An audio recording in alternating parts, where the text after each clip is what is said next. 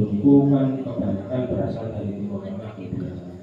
Nah, keadaan Timur Tengah itu otomatis ketika mungkin misalnya dalam perjalanan yang mendarat ke Kidul, otomatis kan akannya boleh batu. Makanya muncul pensyariatan istinja dengan menggunakan batu hilang. Dan ternyata itu memang ada syariatnya. Nah, salah satu nih syarat supaya bisa menggunakan batu untuk istinja yaitu adalah dengan syarat salah satunya ketika batu yang digunakan itu adalah berjumlah 3, atau mungkin bisa satu batu tapi mempunyai sudut paling tidak minimal 3.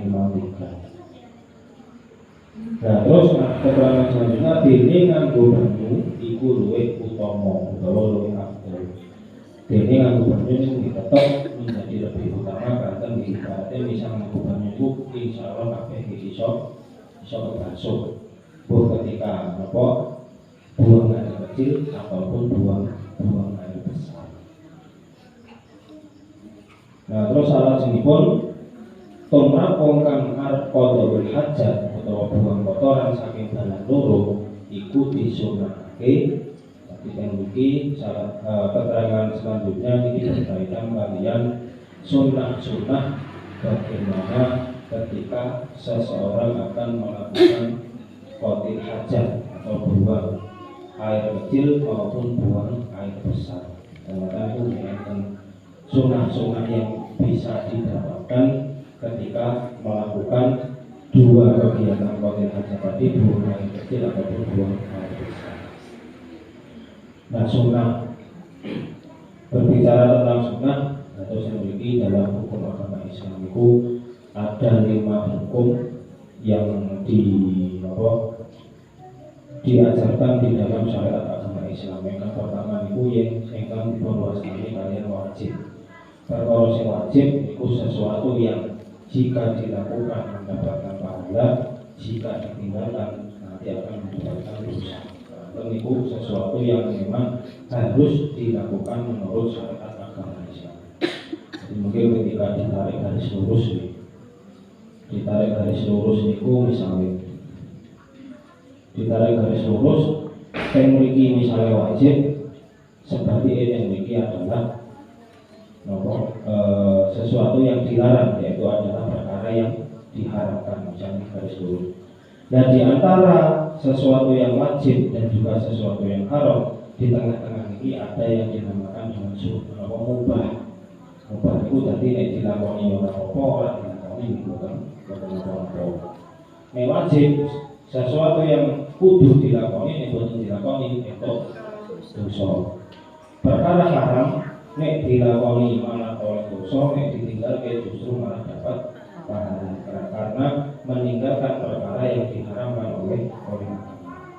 Nah di antara tengah-tengah ini mungkin tengah-tengah antara wajib kali mubah ini ada satu lagi, antara haram kalian mubah ini ada satu hukum lagi. Nah di antara wajib kalian mubah ini ada satu hukum yang dinamakan dengan sunnah. Jadi sunnah itu ada yang mengatakan ketika dilakukan dia mendapatkan pahala, ketika ditinggalkan dia tidak mendapatkan dosa. Sebaliknya antara mubah dan haram ini ada yang dinamakan dengan perkara yang dihukumi makruh. Makruh itu sesuatu berdasarkan bahasa itu adalah sesuatu yang disengiti. Artinya tidak sampai pada derajat ketika melakukan itu akan mendapatkan dosa. Tidak ada yang itu yang diperluaskannya adalah hukum.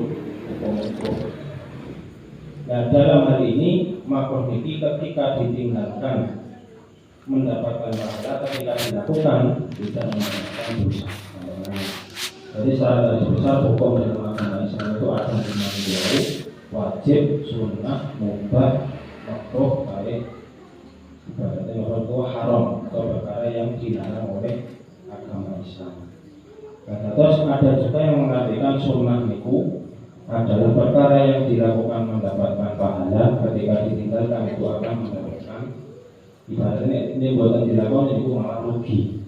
Nah ruginya apa? Ketika melakukan itu malah oleh pahala kok orang gelem melakukan.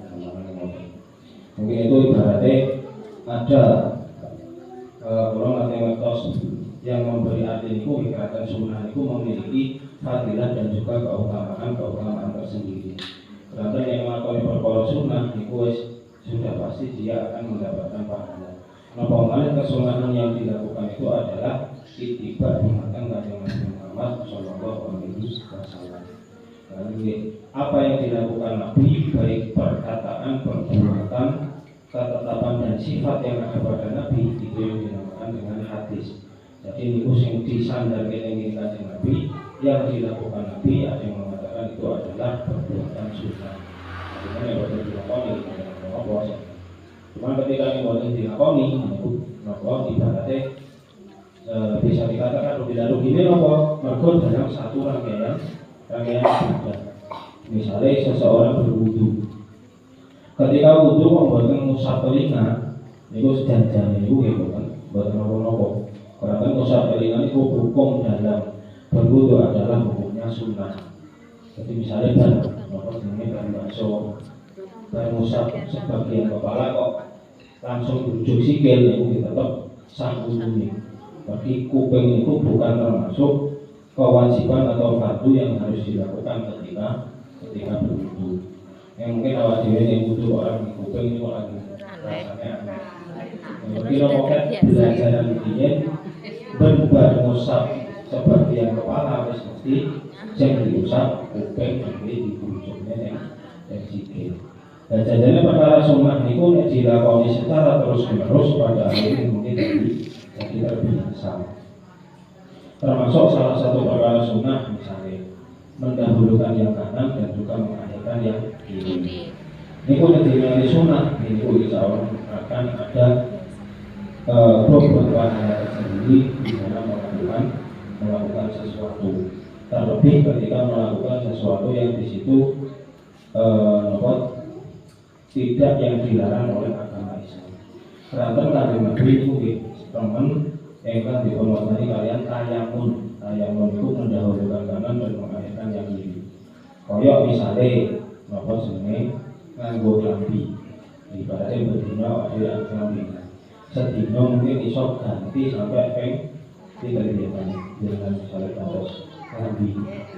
Dan ketika diniati untuk ketika nganggo niati untuk mendahulukan kanan, ketika nyopot nanti didahulukan yang kiri, di situ insya Allah ada bobot nilai pahala di dalamnya karena diniatkan untuk melakukan kesunahan Kanjeng Nabi.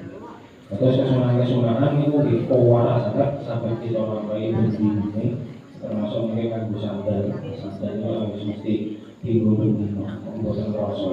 Tapi pun kulino, misalnya kulino kondisi ini yang tengah lo tiba-tiba di sini kiwo, itu mesti rasa aneh. Terus ketika wudu misalnya dengan pas wudu buat ngusap kuping misalnya, rong itu lah mesti pokoknya orang sih kurang yang wudu. Biasanya ngusap sebagian kepala kok terus langsung duduk sikil. Terus itu bisa diartikan bahwasanya sesuatu yang sudah dilakukan terus menerus insya Allah itu akan bisa menjadi kebiasaan. Nah, balik mengenai pembahasan ini wonten kesunahan yang bisa dilakukan ketika akan melakukan qadil hajat atau buang air kecil dan juga buang air besar. Dan ini yang pertama disiake sikil kiwa nalikane mlebu jamban lan disiake sikil kanan nalika metune. Tentu ternyata ada kesunahan ibaratnya di perkara mlebu metune tok nganggo sikil putih itu iso ada sisi pahala di dalamnya. Mungkin ada mungkin kadang mboten sadar atau tidak menyadari wis arep tang sik kiwa sing penting mlebu.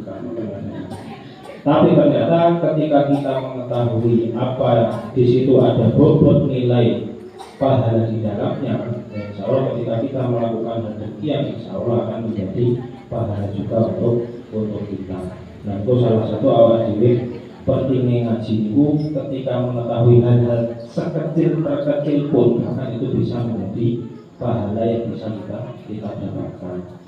Dan itu salah satu ibaratnya kalau jatuh wonten setunggal dawuh bahwasanya sing sapa wonge dados dawuh iku man salah katorikon tolaban bil ilmi sahalallahu lahu bihi torikon ilal jannati. Sing sapa wonge nambah dalan tujuane untuk golek ilmu, fadilah itu keutamaan. Allah akan memberikan kemudahan baginya dengan mencari ilmu tadi jalan untuk menuju surga.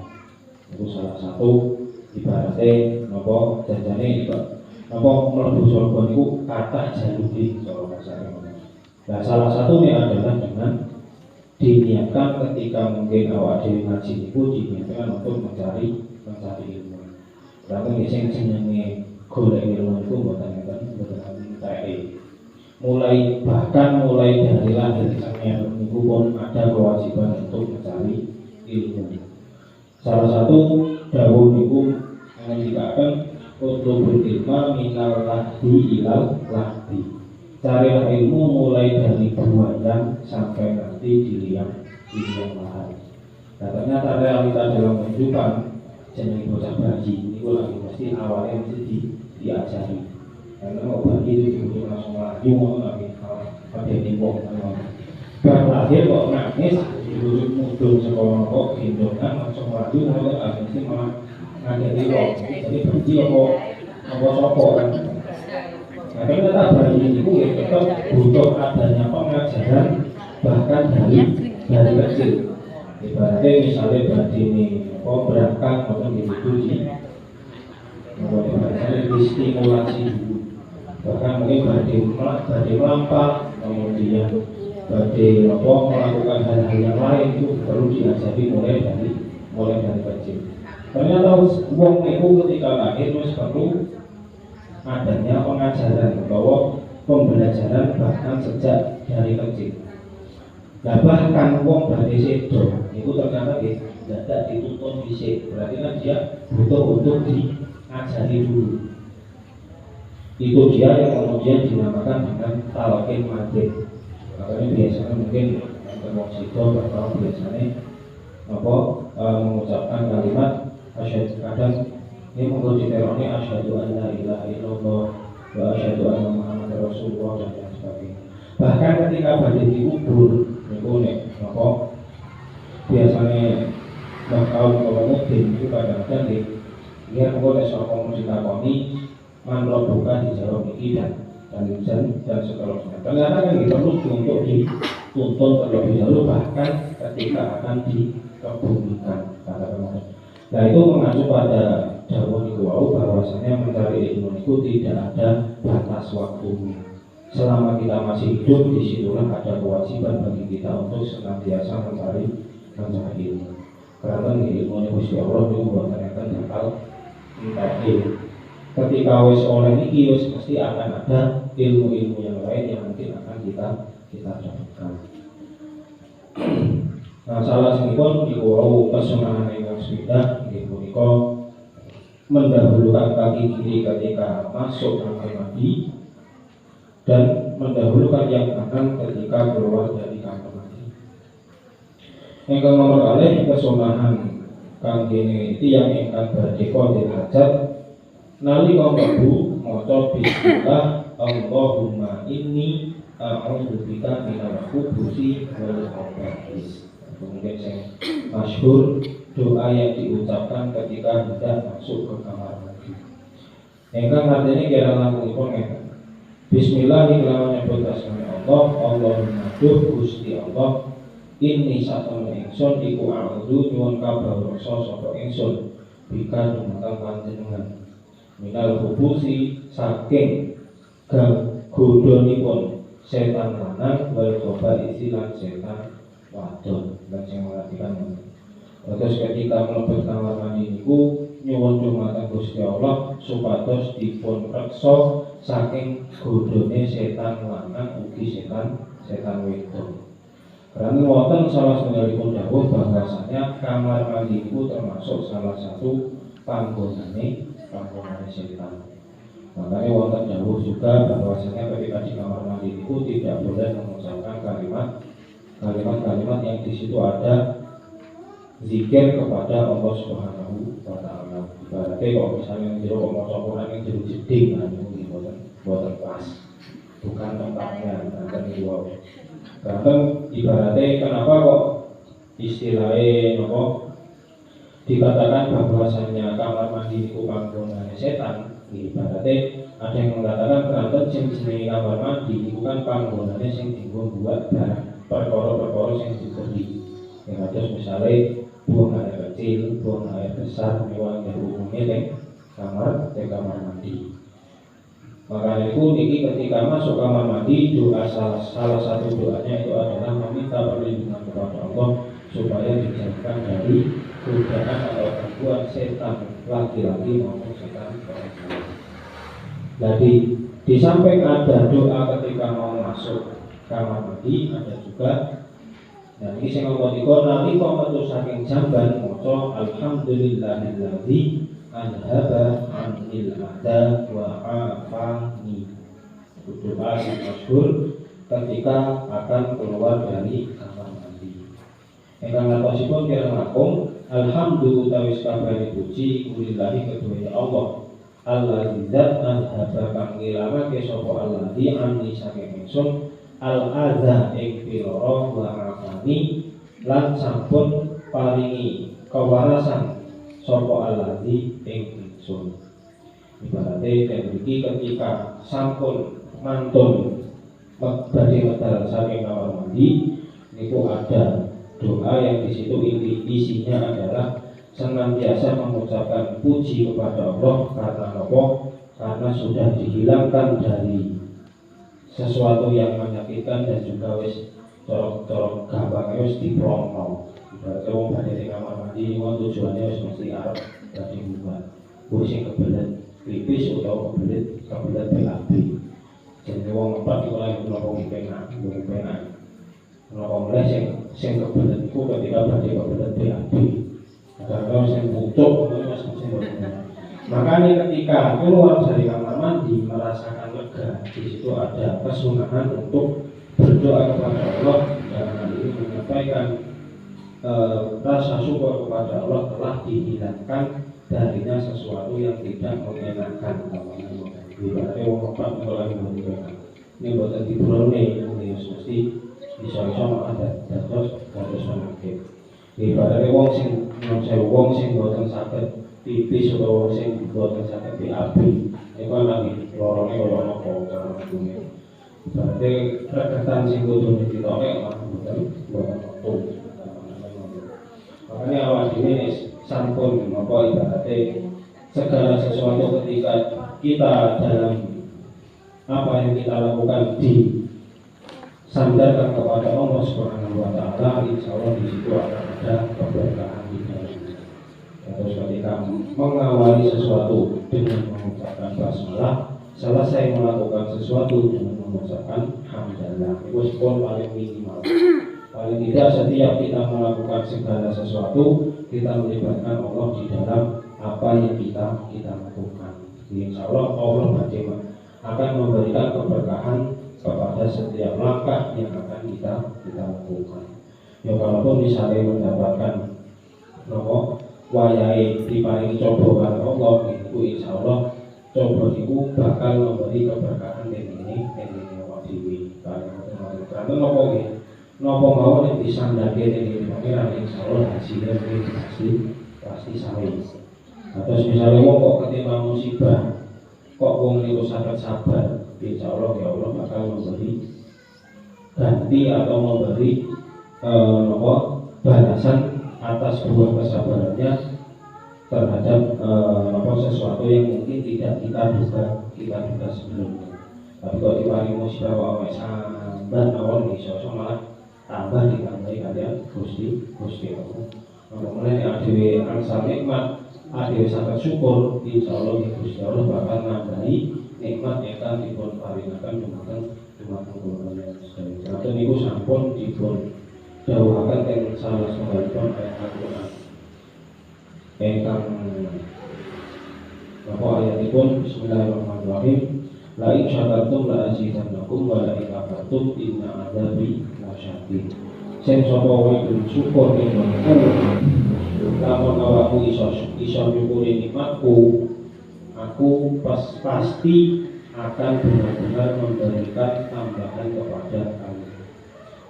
Gusti Allah dawuh, aku bakal mesti, berarti kan koyo-koyo itu sesuatu yang pasti akan diberikan oleh Allah Subhanahu wa taala. Dengan catatan nek diparingi nikmat iku iso syukur. Nah, itu kelemahannya awak dhewe kadang-kadang dikei nikmat sing penak saiki juga kadang-kadang wis lari. Berarti mungkin pas kan duit ketika lagi awak dhewe kada duit. Bahasa duit wis repot karepe dhewe kita opo. Kalau kita di rumah waya ibadah justru malah jadi lagi biasanya awak dhewe menunggu. Nah, dalam hal ini kita akan tahu bahwasanya ketika bersyukur terus wonten yang seharusnya dari Jawa Kanjeng Nabi sing sapa wong mukmin iku iso bersyukur ketika mendapatkan nikmat akan datang kebaikan kepada dirinya. Begitu juga wong mukmin sing ketika mendapatkan musibah dia bisa bersabar juga akan mendapatkan kebaikan bagi dirinya. Berarti Gusti Allah mendawuh kanjeng Nabi dawuh insya Allah itu pasti akan benar-benar terjadi. Kadang-kadang sesuatu yang sesuatu yang kita dapatkan tidak akan terduga oleh kita. Itu yang diwastani kalian rezeki yang tidak terduga. Ibaratnya misalnya nanti mau kecelakaan kok adalah awak dewi selamat diri. Dan itu lagi pun salah satu nikmat atau anugerah yang diberikan Allah kepada kita. Kadang-kadang awak dewi malu ya, aku selamat diri loh. Itu yang orang yang ingin kok orang itu malah justru dadekno gumedhe, dadekno sombong, dan itu yang malah bahaya. Salah sengipun niki kesunahan ingkang angka sekawan inggih punika ngedoh saking paningale wong nganti ora ana kang bisa ningali utawa krungu suarane barang kang metu utawa nganti mambu ambune. Ini termasuk salah satu kesunahan ketika akan melakukan qadil hajat. Dalam hal ini buang air kecil atau buang air besar itu adalah menjauh dari pandangan orang sampai orang itu benar-benar tidak bisa melihat awak dhewe. Utawa aja sampai ana sing krungu suarane, berarti mungkin suara ceblone utawa piye pas waktune kok sampai nyuwara itu iso nggih. Jangan sampai terdengar oleh orang. Luwih-luwih meneh ibaratnya utawa nganti mambu ambune. Nek mambu mungkin iki awak dhewe boten iso ngarani. Mungkin cara nikune napa tidak bisa memprediksi. Paling boten ketika kita sedang qadil hajat itu benar-benar tidak ada orang yang tahu dan juga benar-benar tidak sampai terdengar oleh orang-orang lain. Makanya mungkin dalam hal ini kamar mandi itu seringnya wontennya teng budi, yang boten teng ngarep pisan. Ibaratnya misalnya beliau ngomong budi, kamar mandinya teng budi, utawa kamar mandinya teng ngarep sekalian. Bahkan yang mungkin wong zaman biyen nek kula ngertos teng daerah di Jawa Timur itu bahkan kamar mandi itu beda kali penting bangunan omahe kadang-kadang. Misalnya teng budi nek teng budi rumah utawa misalnya teng ngarep malah teng ngarep omah. Terus di dalam rumahnya itu justru malah tidak ada kamar mandi. Misalnya mulai bangunnya itu isi nimbung. Biasanya itu kamar mandi itu justru malah di luar rumah. Dan itu mungkin salah satunya untuk menerapkan kesunahan ini bahwasanya ketika mungkin qadil hajat benar-benar tidak ada yang tahu, tidak ada yang mendengarkan dan juga ambune itu boten sampai krungu ning boten sampai tekan sehingga orang di sekitar itu. Yang terakhir, kesunahan yang bisa didapatkan ketika sedang buang air kecil atau buang air besar nalika istinja nganggo tangan kiwa lan masui tangane iku sadurunge istinja uga sawise istinja. Terus ada kesunahan lain yaitu ketika istinja atau mungkin cebok itu dengan menggunakan tangan kanan kiri. Dan ketika akan dan membasuh tangannya tadi sebelum istinja dan juga setelah istinja. Terus ada yang cebok itu di tangannya digerujuk, setelah cebok itu di tangannya digerujuk dari. Itu termasuk salah satu beberapa kesunahan yang bisa didapatkan ketika hendak melakukan qadil hajat, dalam hal ini adalah buang air kecil ataupun buang air besar. Pulangnya sore. Ibu-ibu yang kamu hormati, terus ibu melalui seperti berkaitan dengan tata cara istinja, beberapa di antaranya yaitu adalah cara ketika menggunakan dengan batu itu seperti apa, syarat-syaratnya, dan juga kesunahan-kesunahan yang bisa didapatkan ketika hendak melakukan istinja. Melalui ibu akan sampai begitu atau kami dari engkau melalui satu pun mungkin melalui yang atau di bawah melakukan di bawah